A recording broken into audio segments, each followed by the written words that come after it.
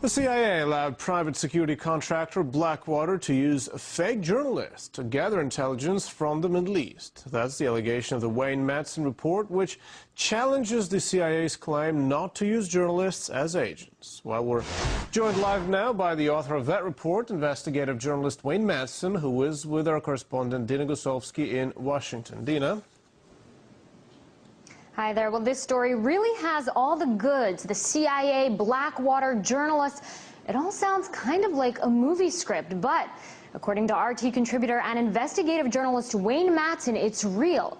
Apparently, two people working as subcontractors for the CIA have links to Blackwater's operations in Iraq, Iran, Afghanistan, and Pakistan. So, who are these people? What kind of links are we really talking about here, and how could they get away with this? Well, joining me to answer those questions, Wayne Madsen. Thank you so much for being here. So help me put this puzzle together.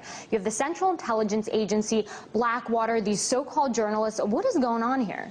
Well, a lot of focus right now is on Blackwater, which received a prime contract to engage in a lot of covert operations around the world, including, now we're told, targeted assassinations, and including the use of foreign mercenaries. Now we know that some of the subcontractors in this operation, two in particular, using phony press credentials from United Press International, which is owned by the cult leader Sung Myung Moon from South Korea, were engaged in this activity.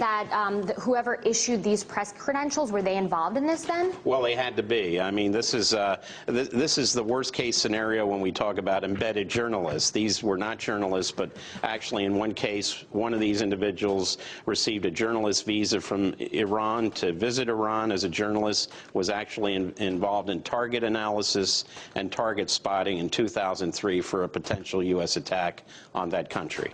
I mean, some people might read this, might hear this report and say, okay, what's the big deal? But here's the thing. The CIA makes it a point, has always made it a point, to say that we do not use journalists as agents. This is not the first time, probably not the last time, that the CIA is going to come under fire. How are they going to respond to this? Well, they're going to deny. They'll use their pat answer. We can neither confirm nor deny any of these operations, but it has been their policy, although we know in the past some journalists have been used for intelligence operations. But overall, it puts journalists in a very bad position of being looked at as potential agents. That puts every journalist operating in any part of the world in jeopardy of being called a U.S. spy. Now, you also wrote that you learned that a Blackwater security operative actually infiltrated the presidential campaigns of Mike Gravel and Ron Paul.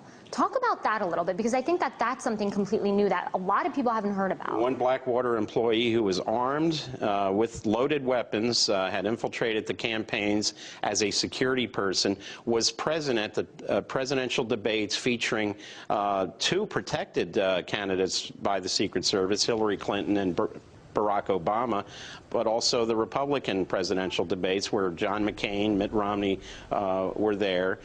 So this, when confronted with this, the Secret Service said, look, security personnel hired by private campaigns are their business. They didn't seem to be at all concerned about this individual, who was also flying on commercial flights with loaded weapons with permission. So you're saying that the Secret Service also kind of was involved in this, or was given the go-ahead to say this is okay? Obviously, there was a wink and a nod to have this particular individual who had a pass with Blackwater to be present at these presidential debates, where there were a host of people, including current President Obama, was present with his Secret Service protection. All this stuff coming out of about Blackwater, now known as Z, what is the future of this company? I mean, how many more stories do we have to read to say, okay, look, maybe this isn't such a good idea?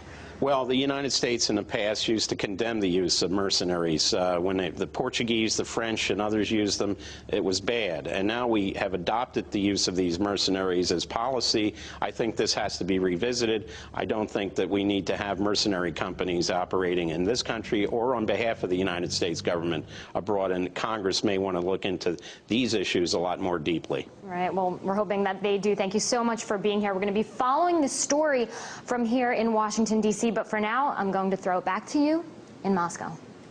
Well, thank you very much, Dina. That was RT's Dina Gusovsky.